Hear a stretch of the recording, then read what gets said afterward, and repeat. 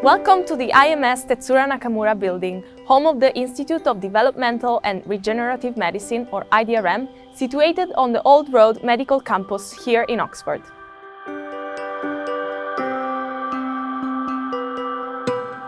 As you step inside this modern foyer, you are greeted by a spectacular light display and warm presence of softwood paneling, which gives you a glimpse into how the Institute operates. This new institute brings together world-class researchers from the University of Oxford and beyond, formally merging developmental biology and regenerative medicine as the first of its kind in the world.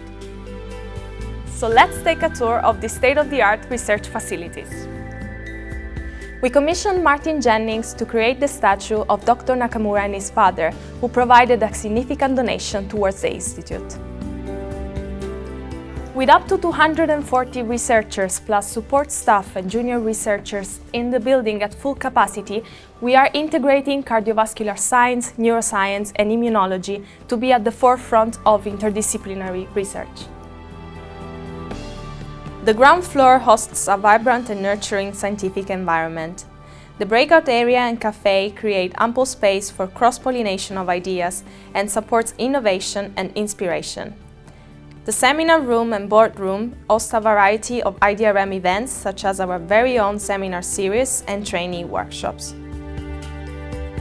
One of the integral parts to the IDRM is our state-of-the-art imaging facility and home to the Oxford Eyes Centre of Excellence, a joint collaboration with the Kennedy Institute. As well as this, the ground floor is home to the Neurology Research Group. The Neurology Lab isn't a traditional laboratory. We have senior scientists managing teams working on different projects. This is an incredible space to work in. Being internationally diverse, it fosters a community bringing a variety of perspectives, values and skills. This gives us the freedom to make incredible scientific breakthroughs and discoveries. The first floor hosts our cardiovascular teams, with research programs largely funded by the British Heart Foundation. The BHF also made a generous donation to set up the institute and support the building of this floor.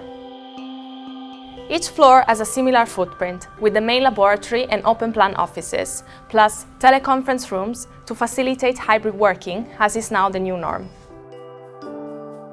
The breakout areas are, however, unique and encourage mixing across the floors.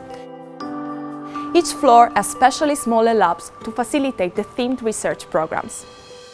So as the Director of the Institute of Developmental and Regenerative Medicine and a British Heart Foundation Professor of Regenerative Medicine, I lead the cardiovascular floor, and on this floor we study cardiac development, and the idea is to then move that forwards into understanding how to reform the heart and to hopefully prevent heart failure, which is a growing clinical problem and a large disease burden. The second floor is home to the immunology research team. As you can see, the tall windows provide lots of natural light, illuminating the open work areas and providing pleasant views of the Japanese garden. This floor has its own breakout space, combining small, intimate meeting areas with open-plan seating. Similar to the other floors, the labs and open-plan offices are conjoined by a glass wall. This really adds to the overall transparency of the research, connecting wet lab experiments with desk-based science. George Hollander's group aims to obtain a detailed understanding of the immune system's role in maintaining health over an individual's life course. This is to gain further insight into how to harness the immune system in the context of tissue injury and disease.